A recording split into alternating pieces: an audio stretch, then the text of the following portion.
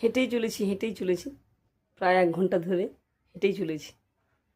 হ্যাঁ বন্ধুরা, আমার বান্ধবীর সঙ্গে আমি 1 ঘন্টা ধরে হাঁটছি। হাঁটতে হাঁটতে একটা জায়গায় এসে দাঁড়ালাম। আমার বান্ধবী জিজ্ঞেস করলো, দেখেছি সেই জায়গাটা প্রাচীর দেওয়া, এটা কি? তো আমি একটু কৌতূহলবশত বললাম, কী রে এটা? তো আমার বান্ধবী বললো, এটা হচ্ছে একটা অনাথ আশ্রম। তো আমি বললাম, চল না প্লিজ একবার চল না, দেখে আসি। তো আমার বান্ধবী বললো, অনাথ আশ্রমে কী দেখবি?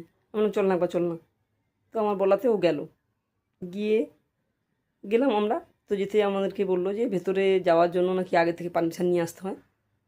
তো ঠিক আছে, আমাদের তো কাছে কোনো পারমিশন ছিল না। তো আমরা বললাম, না না ঠিক আছে, আমরা বাইরে থেকেই দেখবো। হ্যাঁ বন্ধুরা, এটা একটা আমার ছোট্ট একটা অভিজ্ঞতা। সেই অভিজ্ঞতার কথাই তোমাদের সঙ্গে শেয়ার করছি।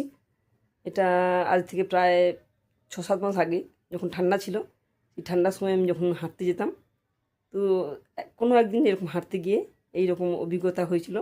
তো সেটাই তোমাদের সঙ্গে আমি শেয়ার করছি। তো তখন কী হলো, আমরা বললাম যে না ঠিক আছে, আমরা ভেতরে ঢুকবো না, তো আমরা বাইরে থেকেই দেখবো বলে আমরা বাইরে থেকে দেখছি। হঠাৎ দেখলাম কিছু বাচ্চা খেলছে, আর কিছু বাচ্চাকে দেখলাম গাছ লাগাচ্ছে। আর কয়েকটা বাচ্চা দেখলাম, ছোটো ছোটো বাচ্চা।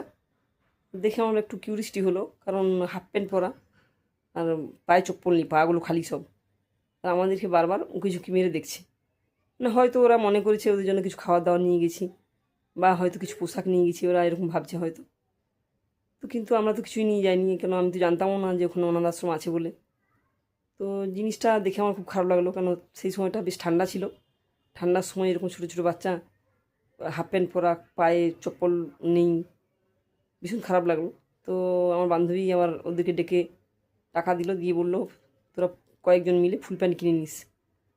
তো তারপরে ওখান থেকে চলে আসার সময় আমি মনে মনে ঈশ্বরকে প্রার্থনা করলাম যে, হে ঈশ্বর, তুমি কাউকে এত ছোটো বয়সে অনাথ করে দিও না।